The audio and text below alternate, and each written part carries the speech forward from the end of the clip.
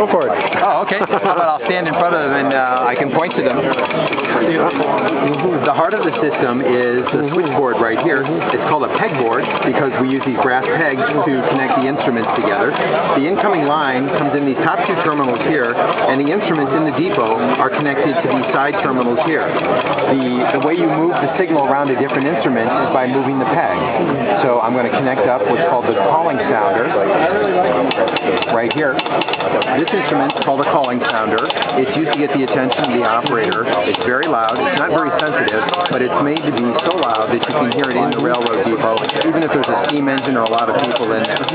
All the messages for all the telegraph offices on your wire are going to be through here, and what you're listening for is your two-letter office call, almost like an amateur radio call, for a message for your depot. You hear that, you tell the telegraph operator sending it that you heard him, and then what you do is you move the peg to a different spot on the board, and I've disconnected this instrument, and I've inserted this instrument in the main line instead. Now you'll see this instrument has a very thin spring, it's very sensitive, it's got a lot of adjustments for compensating for poor line conditions, and you can optimize it to get the best copy.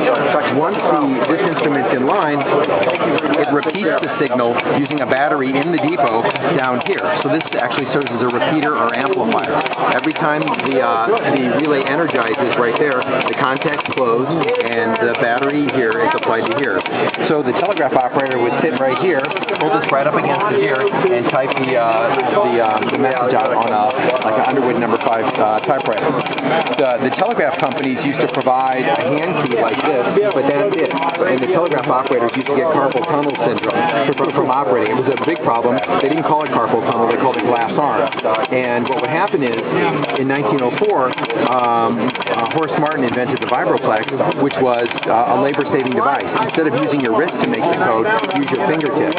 So you purchased one of these on your own. You got a cable and wedge. You insert it under this lip here, and then you open the telegraph key here and open it here, and then you've got control of the telegraph circuit here. You send your message, you close the key here, and then you can receive the response. It saved the career of a lot of telegraph operators.